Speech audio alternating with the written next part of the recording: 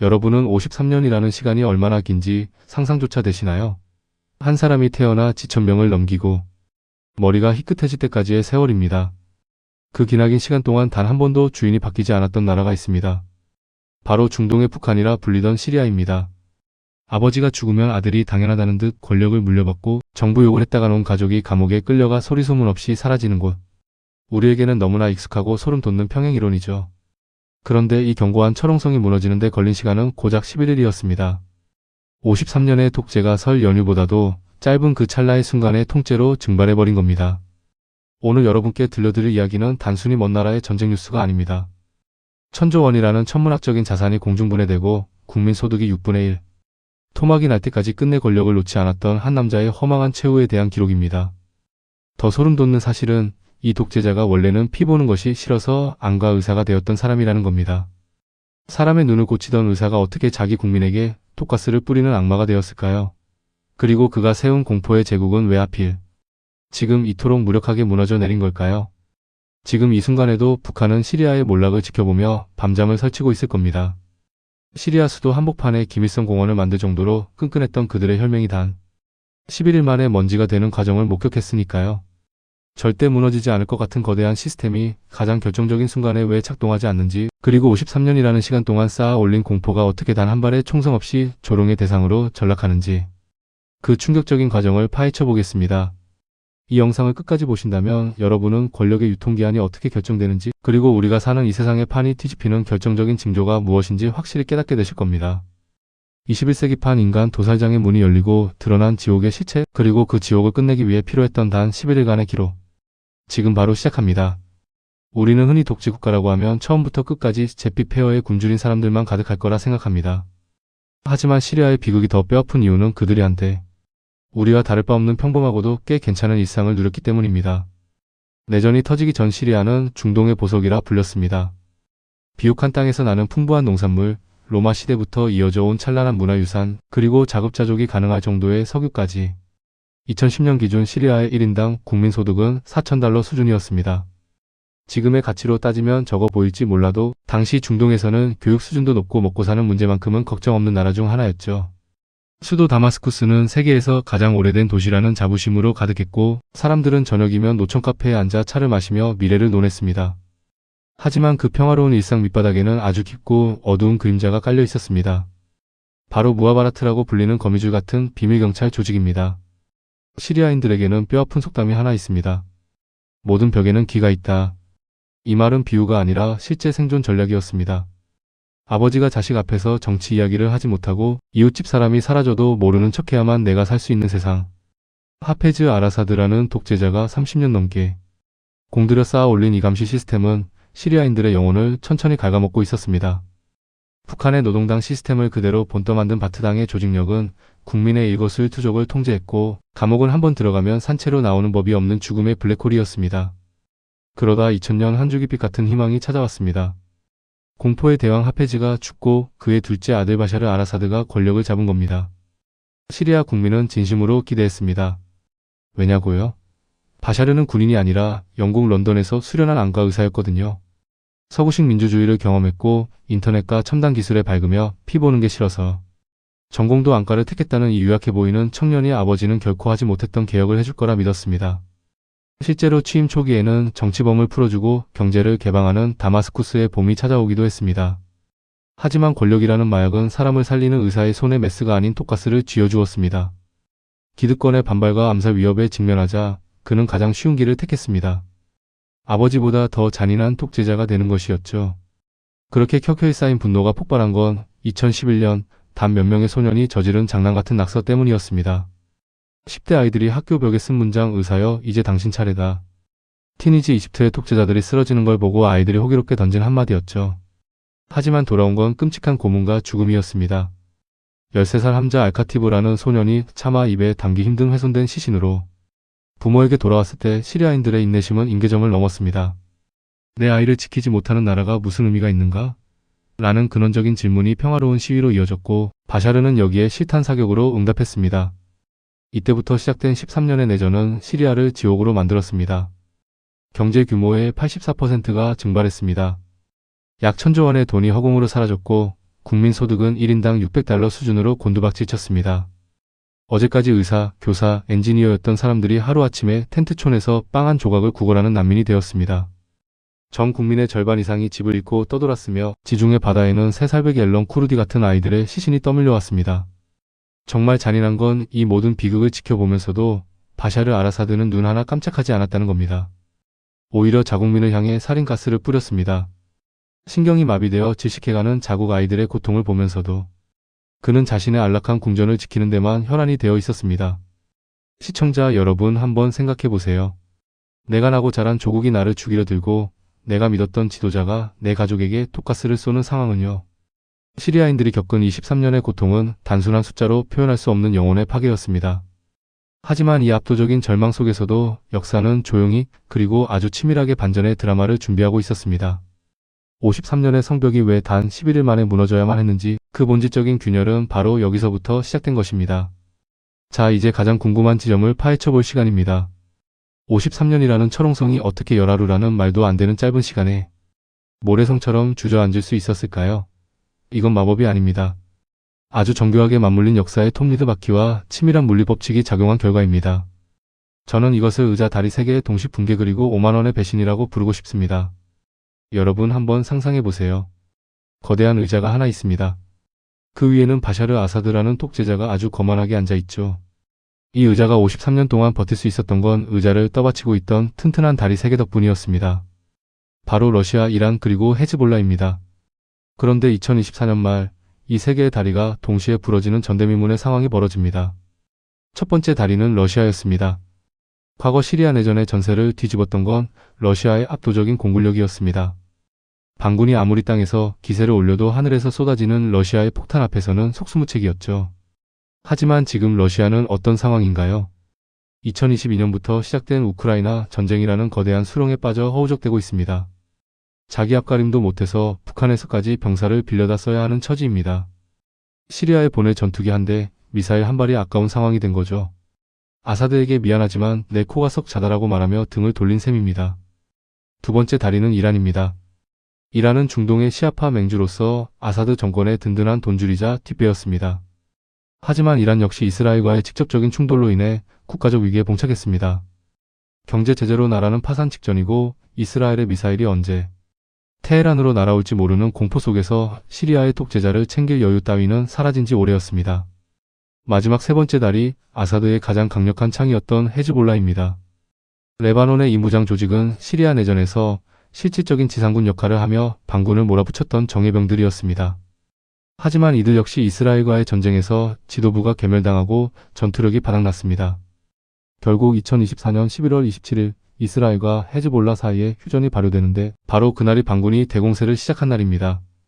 헤즈볼라가 더 이상 시리아로 병력을 보낼 수 없게 된 바로 그 틈을 노린 것이죠. 그런데 외부 다리만 부러졌다고 해서 11일 만에 무너지는 건 설명이 부족합니다. 진짜 핵심은 내부의 부패와 균열, 즉 5만원의 배신에 있습니다. 시리아 정부군 병사의 한 달 월급이 얼마였는지 아십니까? 한국 돈으로 고작 5만원 정도였습니다.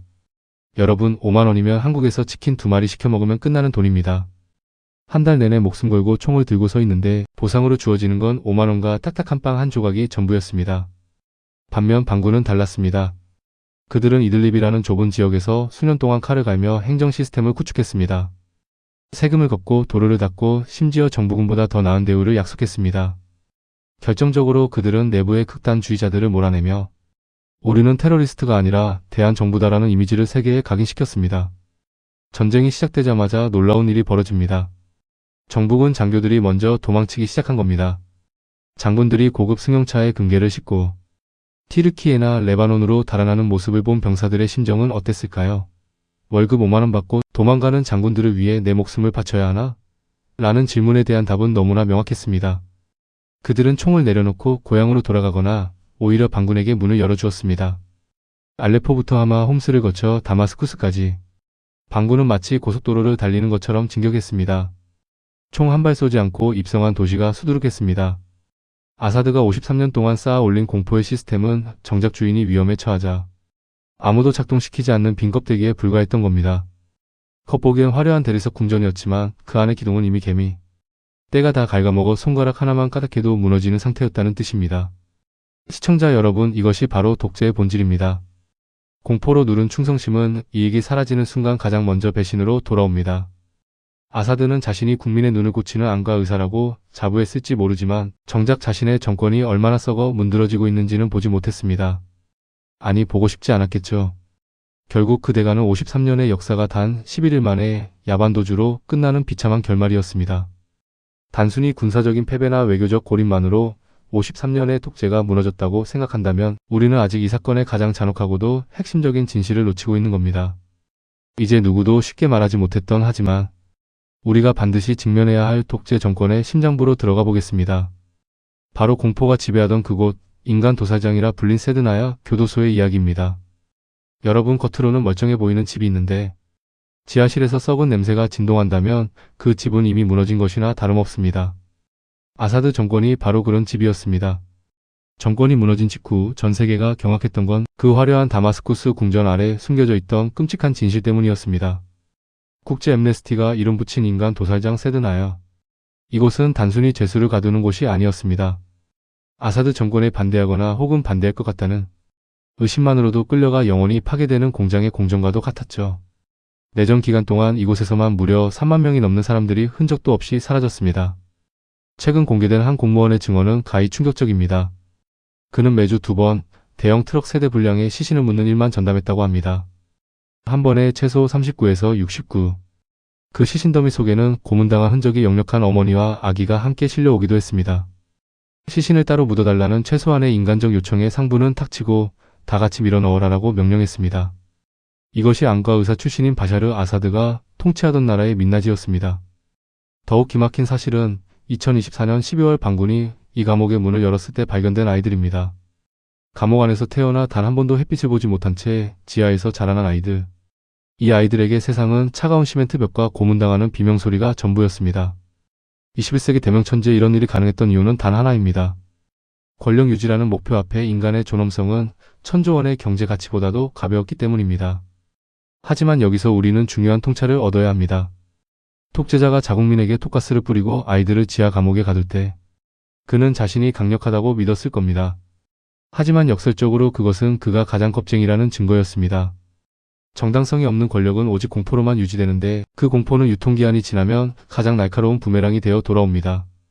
2013년 고타 지역에 살린가스를 뿌려 1,400명을 학살했을 때 아사드는 자신의 승리를 확신했겠지만 사실 그 순간 그는 전 세계와 자기 국민으로부터 영원히 사형 선고를 받은 것이나 다름없었습니다. 비유하자면 그는 자신의 집을 지키기 위해 집안에 불을 지른 꼴입니다. 불길이 치솟는 동안은 침입자를 막을 수 있었겠죠. 하지만 결국 남은 것은 재더미뿐인 집이었습니다. 시리아의 1인당 소득이 $670로 곤두박질치고 인구의 절반이 난민이 된 것은 독재자가 자신의 의자를 지키기 위해 국가라는 가구 전체를 떼감으로 써버렸기 때문입니다.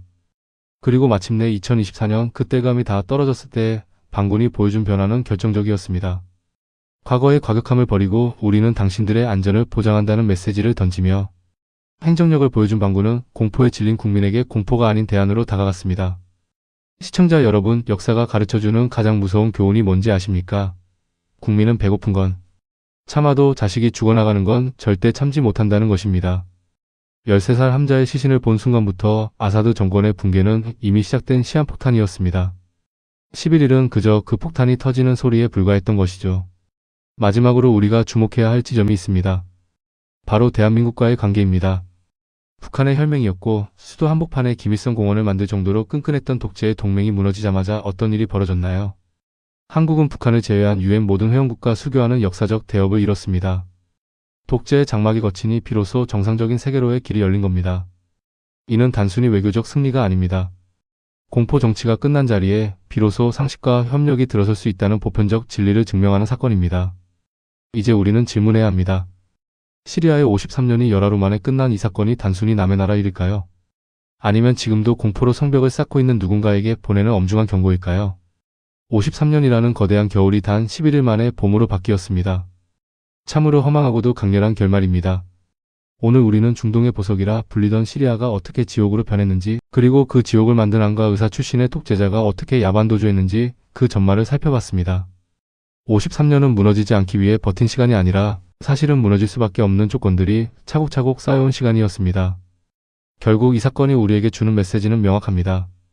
국민의 피로 세운 성벽은 결코 영원할 수 없다는 것입니다. 군인들에게 빵 한 조각과 5만 원의 월급을 주며 총구를 동포에게 겨누게 했던 그 비겁한 통제는 외부의 지지대가 흔들리자마자 가장 먼저 배신이라는 부메랑이 되어 돌아왔습니다. 벽에도 귀가 있다며 서로를 감시하게 했던 공포 정치는 의사여. 당신 차례다라고 적은 소년들의 낙서 한 줄에 담긴 용기를 이겨내지 못했습니다. 이제 시리아 앞에는 수많은 과제가 놓여 있습니다. 약 300조 원에 달하는 재건 비용, 오랜 내전으로 찢긴 종파 간의 갈등, 그리고 무엇보다 사람들의 가슴에 남은 깊은 흉터를 치유하는 일입니다. 하지만 적어도 이제는 희망을 말할 수 있게 되었습니다. 세드나야 감옥의 차가운 지하에서 태어나 단 한 번도 햇빛을 보지 못했던 아이들이 비로소 세상의 밝은 빛을 마주하게 된 것처럼 말이죠. 그 아이들이 마음껏 뛰어놀고 자신의 생각을 자유롭게 말할 수 있는 시리아. 그것이 우리가 바라는 역사의 정의일 것입니다. 또한 대한민국의 시리아는 이제 더 이상 북한의 혈맹이자 미수교국이 아닙니다. 독재의 장막이 걷히자마자 우리는 194번째 수교국으로서 그들과 손을 잡았습니다. 이것은 단순히 외교적 숫자의 증가가 아니라 자유와 민주주의라는 보편적 가치가 승리했을 때 세상의 판이 어떻게 바뀌는지를 보여주는 상징적인 사건입니다. 시청자 여러분, 오늘 이 이야기가 여러분께 어떤 울림을 주었나요? 53년 독재의 종말이 우리에게 가르쳐준 것은 변화는 갑자기 찾아오는 것이 아니라 우리가 진실을 마주하고 용기를 낼 때 이미 시작되고 있다는 사실입니다. 권력은 유한하지만 자유를 향한 갈망은 무한합니다. 이 영상이 흥미롭고 유익했다면 구독과 좋아요, 알림 설정 부탁드립니다. 여러분의 클릭 한 번이 더 깊이 있는 통찰과 가치 있는 정보를 만드는 가장 큰 힘이 됩니다. 저는 더 날카롭고 압도적인 전략으로 다시 돌아오겠습니다. 시청해주셔서 감사합니다.